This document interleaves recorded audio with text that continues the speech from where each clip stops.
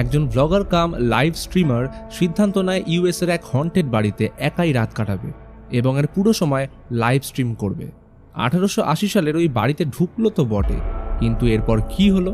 তো এই রহস্য জানতে হলে দেখতে থাকুন শাডার অরিজিনালসে মুক্তি পাওয়া 2022-এর মুভি ডেড স্ট্রিম।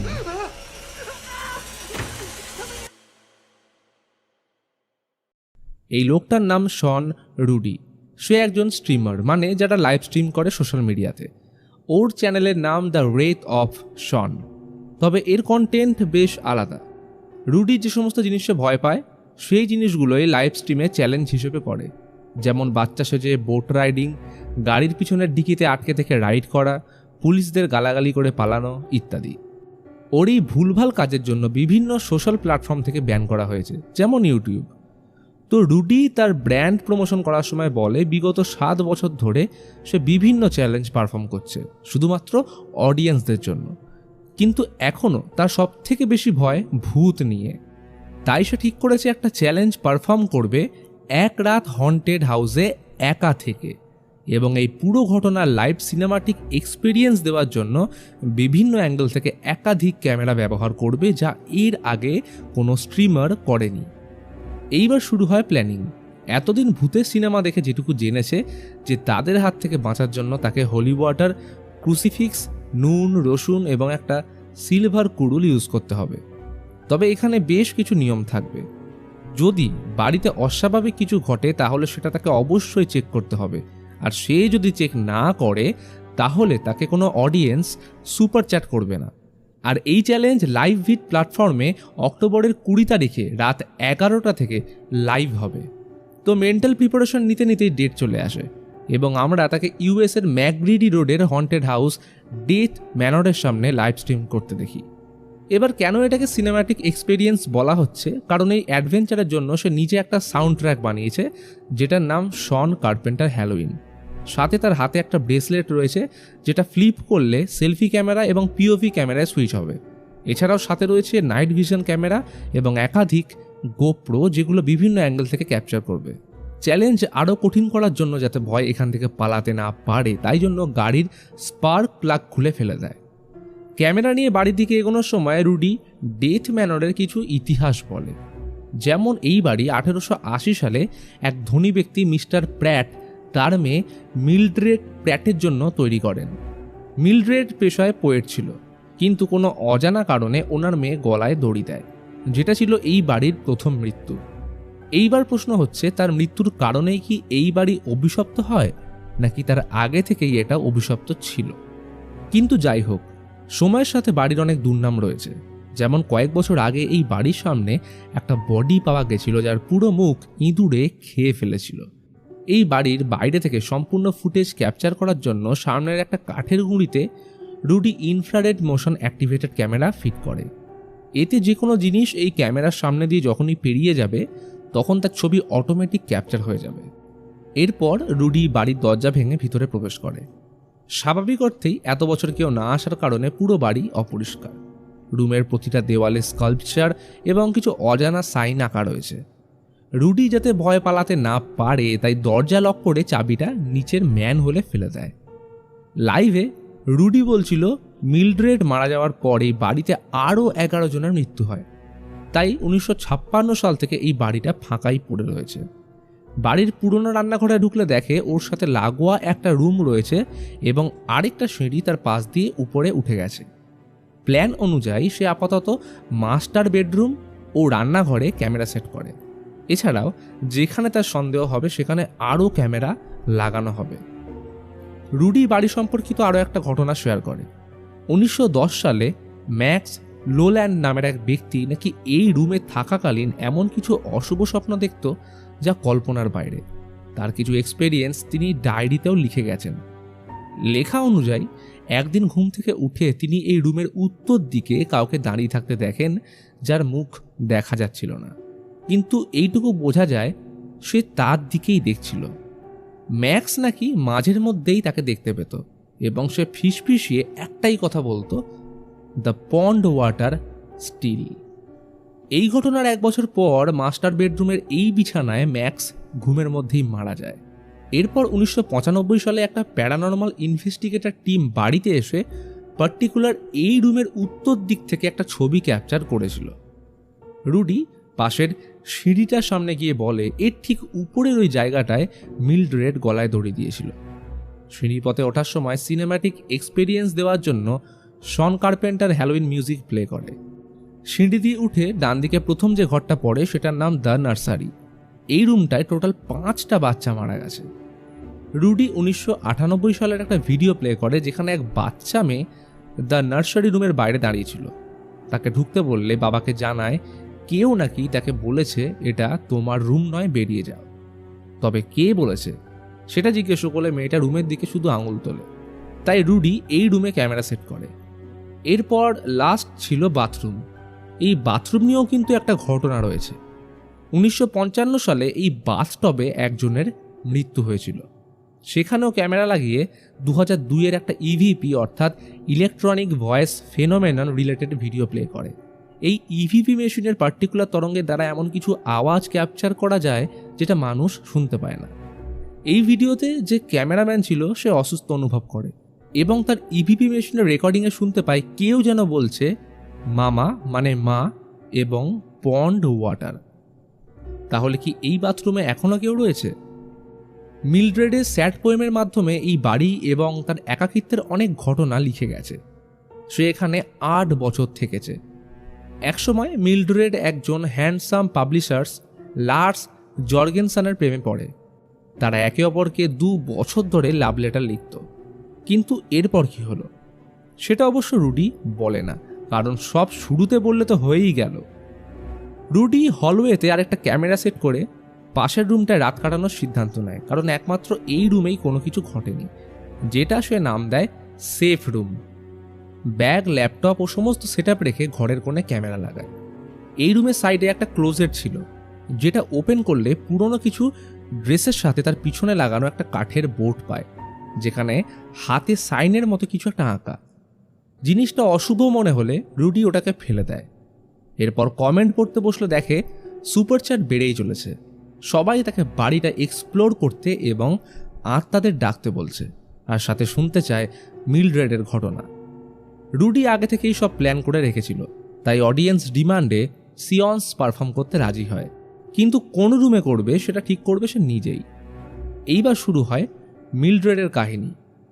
তো ওরা 2 বছর একে অপরকে লাভ লেটার লেখার পর লার্স তাকে বিয়ের প্রস্তাব দিয়ে তার সাথে বস্টন শিফট করতে বলে।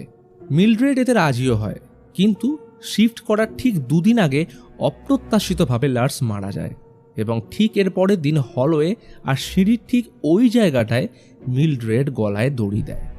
সবাই বলে এই বাড়িতে নাকি যারা মারা গেছে তাদের আত্মা এইখানেই আটকে রয়েছে এবং তারা কোনোদিন মুক্তি পায়নি, কারণ মিল্ড্রেড তাদের আত্মা আটকে রেখেছে ফ্যামিলি তৈরি করার জন্য, যেটা সে জীবদ্দশায় কোনোদিনও পূর্ণ করতে পারেনি। রুডি নার্সারি রুমের বিছানার তলায় ঘাঁটাঘাঁটি করে একটা পুতুল পায়।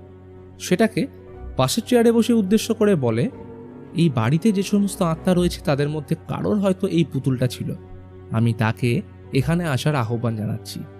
কথাটা শেষ করে রুডি অপেক্ষা করতে থাকে, কিন্তু সেরকম কারোর অস্তিত্ব পাওয়া যাচ্ছে না।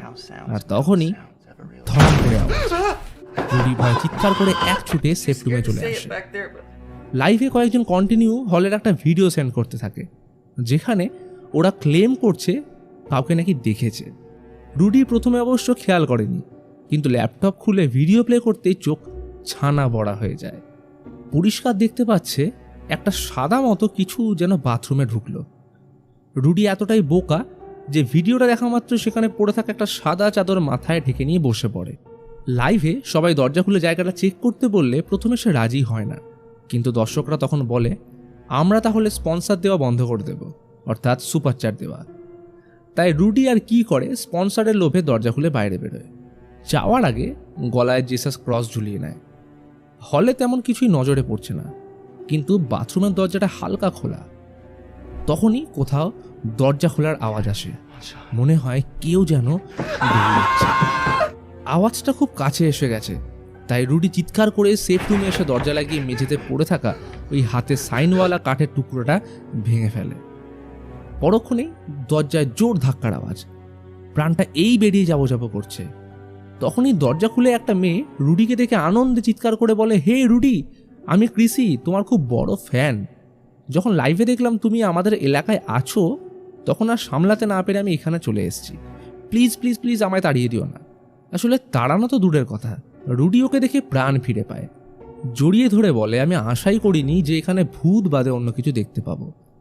এইবার শান্ত হয়ে রুডি সব কিছু সাজিয়ে নেয়, কারণ তার এখনও বিশ্বাস হচ্ছে না মাঝরাতে 1-1.5 ঘন্টা ড্রাইভ করে কেউ তার সাথে এই ভুতুরে বাড়িতে দেখা করতে আসবে। ক্রিসি বলে, আমি নিজেও ভূতের ব্যাপারে এক্সপার্ট, তাই আমি তোমার সাথে এখানে থাকবো। কিন্তু রুল তো এটা ছিল না, সে বলেছিল একা থাকবে। দর্শকরা এখন যদি দেখে রুডি ভয়ে অন্য কারো সাহায্য নিচ্ছে, তাহলে তো সুপারচ্যাট বন্ধ হয়ে যাবে। তবে ক্রিসি বলে, তুমি চেক করো, আমি আসার পর দর্শক আরও বেড়ে গেছে। রুডির প্রথমে বিশ্বাস হয় না, তাই ল্যাপটপে লাইভ নাম্বার দেখে চমকে যায়, কারণ এখন প্রায় দ্বিগুণ দর্শক তার ভিডিও দেখছে। ক্রিসি বলে, আচ্ছা আমি থাকবো কি থাকবো না সেটা তো পোলিং করে জিজ্ঞেস করতে পারো। রুডি কথা মতো সেটাই করলে 90% পজিটিভ ভোট আসে, তাই কোনো উপায় না থাকায় রুডি ক্রিসিকে তার সাথেই রাখে। উত্তেজিত হয়ে রুডি ক্রিসির মাথায় একটা ক্যামেরা লাগিয়ে হলওয়েতে আসে। এখানে ওরা দুজন একে অপরের উল্টোভাবে হাঁটছিল, যাতে ক্যামেরার সামনে পিছনে দুটো দিকেই নজর রাখা যায়। ক্রিসি ওকে মাস্টার বেডরুমে যেতে বলে। রুডি প্রথমে যেতে না চাইলেও সেখানে ঢুকলে হঠাৎ ক্রিসির ক্যামেরা ব্ল্যাঙ্ক হয়ে যায়। চমকে পিছন ঘুরে দেখে সে নেই। রীতিমতো ভয় চিৎকার করে ডাকতে থাকলে হঠাৎ স্ক্রিনে দেখে ক্রিসি তো সামনেই দাঁড়িয়ে। সে নাকি পাশের রুমগুলো একাই চেক করতে গেছিল। রুডি পরিষ্কার জানিয়ে দেয়, নিয়ম অনুযায়ী আমরা একে অপরকে ছেড়ে কোথাও যাব না। এইবার সবকটা ক্যামেরা চেক করলে কিছুই গতিবিধি নজরে আসে না, সবই নর্মাল। আর তখনই ক্রিসি একটা আওয়াজ শুনে চেঁচিয়ে উঠলে ক্লোজেটের কাছে গিয়ে দেখে ওটার ভিতরে একটা গর্ত। যতদূর মনে হচ্ছে এটার ওই পারে কিছু একটা আছে। রুডি ওখানটা ভাঙতেই দেখে একটা সিঁড়ি অন্ধকার বরাবর নিচে নেমে গেছে, হয়তো কোনো সিক্রেট রুম। দুজন নিচে নামলে ভ্যাপসা গন্ধ নাকে আসে। নজর পড়ে সিঁড়ির কোণে ভিতর দিক করে রাখা একটা সিন্দুকের উপর। কোনো তালা লাগানো নেই। ওটার ভিতরে কয়েকটা ড্রেস, একটা ছোট্ট কাঠের বক্স আর ডায়েরি রাখা। রুডি বক্সটাকে পকেটে ঢুকিয়ে ডায়েরি ওপেন করলে দেখে এটা মিলড্রেড প্র্যাটের নিজস্ব জার্নাল। রুডির তো খুশির অন্ত থাকে না। তখনই পাশে পড়ে থাকা বিড়ালের পচা বডি দেখে ওরা দুজন ভয়ে সেফ রুমে এসে দর্শকদের চ্যাট দেখে মনে পড়ে সিয়ন্সের কথা। বোর্ডের তীর ঘোরালে কাঁটা স্পিরিট বোর্ডে এসে থামলে ঠিক করে ওরা উইজা বোর্ড ব্যবহার করবে। এইবার সবকিছু সেট আপ করে প্ল্যানচেট শুরু করলে রুডি এই বাড়ির বাচ্চাটাকে স্মরণ করে। তখনই উপরের রুমে খটখট আওয়াজ। রুডি উত্তেজিত হয়ে প্রশ্ন করে, তোমরা কি মিলড্রেড নামক কোনো আত্মার কারণে মারা গেছো? কোনো রেসপন্স আসে না। ক্রিসি সাজেশন দেয় সে একটা মন্ত্র জানে যেটার সাহায্যে আত্মাদের ডাকা খুব সহজ, সাথে এটা অতৃপ্ত আত্মাদের শান্তি কামনা করার জন্যও ব্যবহার করা হয়। তাই ওর সাথে মন্ত্রটা রুডিকে রিপিট করতে বলে। রুডি না চাইলেও ওর সাথে মন্ত্রোচ্চারণ করে। জাস্ট মন্ত্র শেষ করতেই উপরের বাথরুম থেকে ভীষণ জোর আওয়াজ আসে। পিসি বাথরুম চেক করতে যেতে বললে রুডি বলে, আমাদের এই মুহূর্তে যাওয়া হয়তো ঠিক হবে না। কিন্তু সে নাছোড়বান্দা। এমনকি একটা সময় ক্রিসিকে একা গিয়েই চেক করতে বলে সবাই কমেন্ট করে, ক্রিসি তোমার থেকে অনেক বেশি সাহসী। কিন্তু রুডি সবাইকে ম্যানিপুলেট করে ক্রিসিকে একাই বাথরুম চেক করতে পাঠিয়ে দেয়। ওর কপালে যেহেতু ক্যামেরা লাগানো, তাই রুডি সেফ রুমে বসে ট্যাবের মাধ্যমে ওর উপর নজর রাখছিল। কিন্তু পরক্ষণে রুডির ঠিক পাশে রাখা উইজা বোর্ডের সিলেকশন টুলটা হঠাৎ জায়গা পরিবর্তন করে।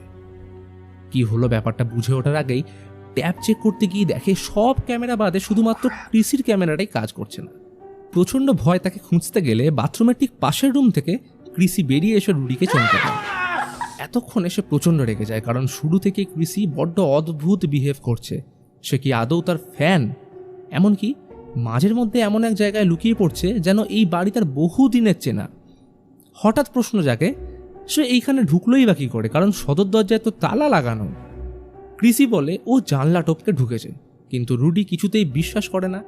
এমনকি তাকে এই ঘর ছেড়ে বেরিয়ে যেতে বলে, কারণ সে একা সেফ রুমে বাচ্চাদের জন্য এক্সরসিজম করবে, আর যদি দরকার পড়ে গুগল তো আছেই। কথাটা শুনে ক্রিসি কেমন যেন চুপ করে যায়, আর পরক্ষণেই অদ্ভুতভাবে হেসে এক ঝটকায় রুডির উপর ঝাঁপিয়ে পড়ে গলা সাইডটা কামড়ে ছিঁড়ে নেয়। প্রচণ্ড যন্ত্রণায় ছটফট করতে করতে পাশের দেওয়াল থেকে বেরিয়ে থাকা কাঠের টুকরো রুডি গলা লক্ষ্য করে ঢুকিয়ে দিলে ঘটনাস্থলে ক্রিসি মারা যায়। রুডি পুরোপুরি হতভম্ব, কারণ পুরো ঘটনা লাইভে ঘটেছে। তাই দর্শকদের পুলিশ ডাকতে বলে সবার কাছে ক্ষমা চেয়ে বাইরে আসতেই চমকে যায়, কারণ সেখানে ক্রিসির বডি নেই। কিন্তু এটা কি করে হলো? ওর নাম ধরে ডাকলে কোনো উত্তর আসে না, আর তখনই উপর থেকে হিংস্র গর্জনের সাথে আওয়াজ। ভয়ে এক ছুটে সেফ রুমে ঢুকে দরজা বন্ধ করে ট্যাপ চেক করে যা দেখল, রুডি একেবারেই হতভম্ব, কারণ ক্যামেরায় দেখা যাচ্ছে হলওয়ের ঠিক কোণে দড়িতে ঝুলছে মিলড্রেডের লাশ। ততক্ষণে লাইভে সবাই তাকে পালাতে বলছে, কিন্তু পালাবে কি করে?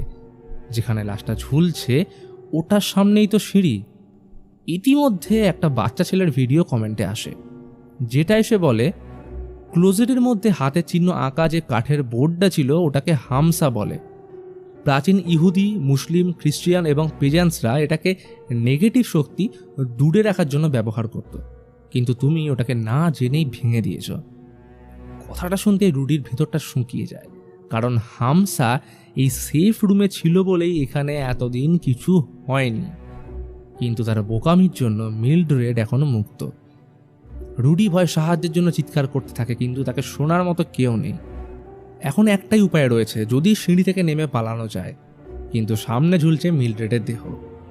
তবে ওটা কিন্তু সে একমাত্র ইনফ্রারেড ক্যামেরার সাহায্যেই দেখতে পাচ্ছে, নর্মাল চোখে নয়। ট্যাবের স্ক্রিনে দেখে এগোতে এগোতে হঠাৎ ক্রিসি গলা টিপে ওর উপর ঝাঁপিয়ে পড়ে। প্রচণ্ড ভয় চিৎকার করতে গিয়ে রুডি কথা বলার শক্তি হারিয়ে ফেলে। সর্বশেষ চেষ্টা দিয়ে তাকে কাঁধ থেকে ফেলতেই ক্রিসি সিঁড়ি থেকে গড়িয়ে নিচে পড়ে যায়। এই সুযোগে রুডি সদর দরজার সামনে এসে ম্যানহোল থেকে চাবি খোঁজার চেষ্টা করলে সেটা পেয়েও যায়, কিন্তু ক্রিসির আওয়াজ শুনে ভয় জানলা ভেঙে পালাতে গেলে পায়ে চোট লাগে। ততক্ষণে লাইভে অডিয়েন্সরা তাকে ওই চাবি দিয়ে কাঠের বক্সটা খুলতে বলে। রুডি এতক্ষণ ভাবছিল এটা সদর দরজার চাবি, কিন্তু না, এটা সেই বক্সের। ওপেন করতেই মিলড্রেডের একটা পুরনো ছবি পায়, যেটা সম্পূর্ণ ক্রিসির মতো দেখতে। অর্থাৎ এতক্ষণ সে ভুল ভাবছিল যে ক্রিসি মিলড্রেডের কারণে পজেসড, কিন্তু আদতেই সেটা নয়, কারণ ক্রিসি আর অন্য কেউ নয়, স্বয়ং মিলড্রেড। এছাড়াও বক্সে কাপড়ে মোড়া একটা কাটা আঙুল রাখা ছিল, যেটা দেখে আইডেন্টিফাই করতে পারে যে এটা মিলড্রেডের আঙুল। ততক্ষণে বাকিরা উপরে জানলা দিয়ে তাকে ঝাঁপ মারতে বলে। রুডি রাজি না হলেও পাশে পড়ে থাকা বড় দড়ি দেখে তার মনে একটু হলেও সাহস জাগে। রুডি আর দেরি না করে দ্য নার্সারি রুমে জানলা দিয়ে পালানোর সিদ্ধান্ত নেয় এবং বিছানার এক সাইডে দড়ি বেঁধে নামতেই যাবে, আর তখনই দেখে বিছানায় সাদা চাদরের নিচে কেউ যেন শুয়ে কাঁদছে। আর পরক্ষণে সেটা এক ঝটকায় ওর দিকে এগিয়ে আসলে রুডি প্রাণপণে দৌড়ে সেফ রুমে ঢুকে যায়। তখনই এক মহিলার মেসেজ আসে। তিনি ব্রাউন ইউনিভার্সিটির ল্যাটিন প্রফেসর। উনি বলেন, ক্রিসি সিয়ন্স পারফর্ম করার সময় মৃতদের সাথে ইন্টারাকশন করার জন্য যে মন্ত্র রুডিকে দিয়ে বলা করিয়েছিল সেটা আসলে মিথ্যে, কারণ এই মন্ত্র ট্রান্সলেট করার পর যেটা দাঁড়ায় সেটা হলো, আমি নিজের ইচ্ছায় তোমার প্রতি আমার আত্মা উৎসর্গ করলাম। অর্থাৎ এতক্ষণ মিলড্রেড ওর সাথে চালাকি করেছে, তাই মহিলাটি তাকে যেমন করেই হোক বাড়ি ছেড়ে দ্রুত পালাতে বলে। কিন্তু এত কিছুর মাঝেও বেশ কিছু দর্শক পুরো ব্যাপারটাই সাজানো বলে মনে করছিল, তাই বিভিন্নভাবে ওর সাথে কমেন্টে মজা করতে থাকে। কেউ আবার তাকে মিলড্রেডের হাতে খুন হওয়ার থেকে বাঁচার জন্য নিজেকেই মেরে ফেলতে বলে এবং কমেন্টে RIP রুডি স্প্যাম করতে থাকে। এই কমেন্টগুলো দেখে রুডি উত্তেজিত হয়ে চিৎকার করতে শুরু করলে আবার একটা আওয়াজ শুনে চমকে যায়। তখনই কি ভেবে পায়ের কাপড়টা সরাতেই দেখে মিলড্রেড। কোনো রকমে উঠে কিছু না ভেবে এক ছুটে উপরে জানলা দিয়ে রুডি নিচে ঝাঁপ মারে। কয়েক সেকেন্ড ঘোরের মধ্যে থাকার পর উঠে দেখে পায়ে কাঠের টুকরো বা কিছু একটাই লেগে বেশ কিছুটা জায়গা কেটে ফাঁক হয়ে গেছে, কিন্তু এখনো পুলিশ আসছে না কেন? তাই যতক্ষণ না কেউ আসছে নিজেকে সামলাতে হবে, তাই পকেটে রাখা ফার্স্ট এড কিট বের করে ক্ষতস্থানটা ড্রেসিং করে ব্ল্যাক টেপ দিয়ে বেঁধে দেয় যাতে রক্ত না বেরোয়। ইতিমধ্যে ছুটে গাড়ির সামনে আসলে হঠাৎ মনে পড়ে পাশের জঙ্গলটায় গাড়ির স্পার্ক প্লাগ ছুঁড়ে ফেলে দিয়েছিল, তো ওটাকে যেমন করেই হোক খুঁজে বের করতে হবে। অনুমান করে জঙ্গলের সেই জায়গায় এসে একটু খোঁজাখুঁজি করতে জিনিস দুটো পেয়েও যায়, কিন্তু পাশ থেকে গোঙানির শব্দ কানে আসে। প্লাগ দুটো তুলে বেরোতেই যাবে, তখনই জঙ্গলের মধ্যে বিকৃত ক্রিয়েচার দিকে ছুটে পালাতে গেলে গাড়ির সামনে এসে উল্টে পড়ে যায়। হে, তুমি কি শন? সাহায্যের হাত বাড়িয়ে দেয় একজন পুলিশ। অর্থাৎ এতক্ষণ যার জন্য ওয়েট করছিল সে এসে পড়েছে। আনন্দে রুডি তাকে জড়িয়ে ধরে। কিন্তু পুলিশের গাড়ি কোথায়? সে এলোই বা কী করে? তখনই পুলিশটা অদ্ভুত বিহেভ করে অপার্থিব স্বরে কথা বলতে শুরু করলে রুডি ওকে মেরে এক ছুটে গাড়িতে উঠে বসে। কিছুক্ষণ পর দেখে কাঁচ লাগানো অবস্থায় বাইরে কাউকে দেখা যাচ্ছে না, তাই গাড়ির ভেতর পড়ে থাকা ক্যামেরাটা একটা লাঠির মধ্যে লাগিয়ে কাঁচের বাইরে বের করে দেখার চেষ্টা করে। দেখে পুলিশটা মাটিতে শুয়ে কাঁপছে। রুডি ভয়ে কাঁচ তুলে ভিতরেই বসে পড়ে। তখনই একজন কমেন্ট করে যে তারা হামসা লেডিকে খুঁজে পেয়েছে। কমেন্টের একটা ভিডিও প্লে করলে দেখে একজন ঠাকুমা যার নাম হেডি, তিনি 15 বছর বয়সে এই বাড়িতে ন্যানির কাজ করতেন। তখন মিলড্রেডের হাত থেকে নিজেকে বাঁচানোর জন্য এবং এই বাড়িতে মিলড্রেডের প্রভাব কমানোর জন্য ওই ক্লোজেটে হামসা বানিয়ে রাখেন, যেটা রুডি ভেঙে দিয়েছে। তবে এখন বাঁচতে হলে একটাই উপায়, যেহেতু মিলড্রেডের আত্মা এখন ডেভিলের কন্ট্রোলে, তাই সে এখন পাওয়ারফুল। তেমনই হামসাটাকেও ততটাই পাওয়ারফুল বানাতে হবে যেটা ওর সমতুল্য, এবং সেক্ষেত্রে স্যাক্রিফাইস হিসেবে ব্যবহার করতে হবে মাংস। তখনই পুলিশটা এক অদ্ভুত আকার নিয়ে গাড়িতে এসে ধাক্কা মারলে নিজেকে বাঁচানোর জন্য রুডি পটেটো গান নিয়ে বসে পড়ে। কিন্তু উল্টো দিকের কাঁচের জানলা ভেঙে পুলিশ তাকে টেনে বের করে। কিন্তু এইবার নিজেকে বাঁচানোর জন্য পটেটো গান শ্যুট করতেই সেটা তার বুকের এপার ওপার হয়ে যায়। কিন্তু এইসবের মাঝে ট্যাবের স্ক্রিনটাও ভেঙে গেছিল। কি করবে ভেবে না পেয়ে আবার গাড়িতে উঠে বসে। এখন বুঝতে পারছে না যে আদৌ লাইভ চলছে কিনা। হঠাৎ মনে পড়ে মিলড্রেডের ডায়েরির কথা। ওটা খুলতেই ভিতর থেকে একটা চিরকুট বেরিয়ে আসে, যেটায় আনহোলি হ্যান্ড অফ পাওয়ারের ব্যাপারে লেখা ছিল, যেটা এক রকমের রিচুয়ালস যার মাধ্যমে আত্মাদের কন্ট্রোল করা যায়। তো এইবার রুডি দর্শকদের কথা ভেবে মনের সাহস জুগিয়ে শন কার্পেন্টার হ্যালোউইন মিউজিক বাজিয়ে ভিতরে প্রবেশ করে টেবিলে রাখা হোলি ওয়াটার ও মিট কাটার নিয়ে সাথে লাঠির ডগায় ছুরি বেঁধে উপরে রসুন লাগিয়ে শুরু করে মিলড্রেড হান্টিং। সিঁড়ি টপকে সেভ রুমে এসে ল্যাপটপ ওপেন করলে দেখে সৌভাগ্যবশত লাইভ এখনও চলছে। তখনই নার্সারি রুম থেকে কান্নার আওয়াজ। বুঝতে পারে জিনিসটা আরও খারাপ থেকে খারাপতর হতে চলেছে। তাই লাইভে রুডি সকলের থেকে ক্ষমা চেয়ে নেয় আজ পর্যন্ত যা যা বাজে কাজ করেছে তার জন্য। এমনকি বর্ণবিদ্বেষী মনোভাব থেকে বেরিয়ে এসে এই লাইভটা ব্ল্যাকস এবং মেক্সিকানদের প্রতি উৎসর্গ করে প্রশংসার সাথে বলে, আমি রুডি তোমাদের এমন লাইভ এক্সপিরিয়েন্স দিতে চলেছি যা আজ অবধি কোনো ক্রিয়েটার করেনি। এই বলে মিউজিকের সাথে লাঠিতে লাগানো ছুরির মধ্যে ক্যামেরা লাগিয়ে চেঁচিয়ে বলে, মিলড্রেড আমি আসছি। রুডি হলওয়েতে বেরিয়ে রিচুয়ালসের মন্ত্র জোরে জোরে বলতে শুরু করলে নার্সারি রুম থেকে জোর আওয়াজ শুনতে পেয়ে ওখানে ঢুকে দেখে বিছানায় একটা বাচ্চা বসে। রুডি টেবিলে রাখা পুতুলটা নিয়ে ওর দিকে এগোলে বাচ্চাটা ফিরে তাকাতেই দেখে ওর পেট থেকে আরেক ভয়ানক রূপী বিকৃত ক্রিয়েচার বেরিয়ে বসে আছে। রুডি ভয়ে দরজা লাগিয়ে বাইরে থেকে হোলি ওয়াটার ছড়িয়ে দেয়। আর তখনই পাশ থেকে মিলড্রেড ক্ষীণ গলায় ডেকে ওঠে।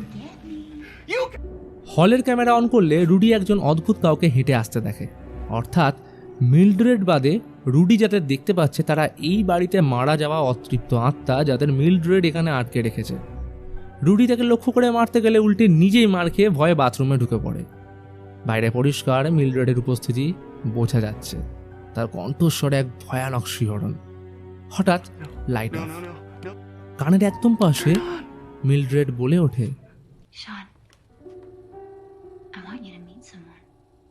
যখন লাইট এলো দেখা যায় রুডির চোখ দুটো সাদা আর সে বাথটাবে বসে আছে। তখনই মিলড্রেড ওর মাথা ধরে জলে ডুবিয়ে দুটো থাপ্পড় মারতেই চোখ দুটো নর্মাল হয়ে যায়। আর ইতিমধ্যে জলের ভেতর থেকে উঠে আসে আরেক ভয়ানক আত্মা। রুডি নিজেকে বাঁচানোর জন্য হোলি ওয়াটারের সিরিঞ্জ ওর চোখে ঢুকিয়ে দিতেই হঠাৎ মাথাটা ফেটে গেলে গোটা শরীরে হলুদ তরল ছড়িয়ে পড়ে। নিজেকে সামলে বাইরে আসতেই উপর থেকে মিলড্রেড ঝাঁপিয়ে যায়। দুজনের মধ্যে শুরু হয় ধস্তাধস্তি। শনের মাথা দেওয়ালে ঠুকে ঠুকে প্রাণ ওষ্ঠাগত। অবশেষে মিট কাটারটা মিলড্রেডের মাথায় ঢুকিয়ে দিলেই সব শান্ত। এই সুযোগ পালানোর। কিন্তু এত কিছুর পরেও মিলড্রেড উঠে সেফ রুমে ঢুকতেই শন ট্রিক করে পিছন দিয়ে তাকে অ্যাটাক করে মেঝেতে আঁকা হামসার মধ্যে এনে বেঁধে রিচুয়াল শুরু করলে কোনো লাভ হয় না। মিলড্রেড একের পর এক ঘুষি মেরে ওকে কাবু করে ফেলে।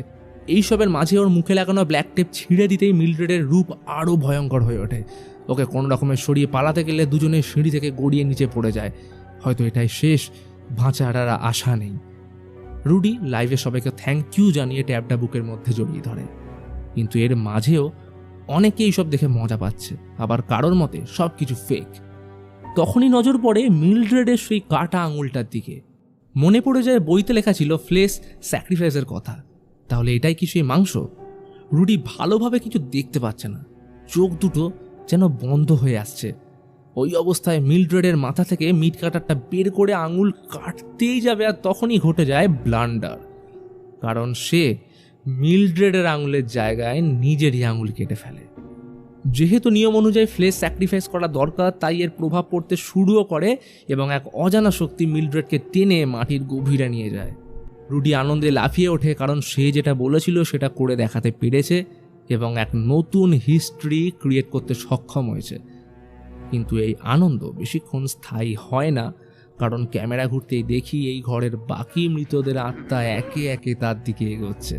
কেননা মিলড্রেড মারা যাওয়ার পর এখন সবাই মুক্ত, আর পিছন ঘুরতেই। তো বন্ধুরা, তোমাদের সাথেও কোনো বাড়িতে ঘুরতে গিয়ে এমন এক্সপিরিয়েন্স হয়েছে? কমেন্টে হ্যাঁ অথবা না লিখে জানাও। এইবার এক জাপানিজ রিচুয়ালের ব্যাপারে জানতে হলে বাঁ দিকের ভিডিও এবং এভিল ডেডের গল্প জানতে হলে ডান দিকের ভিডিওতে ক্লিক করুন।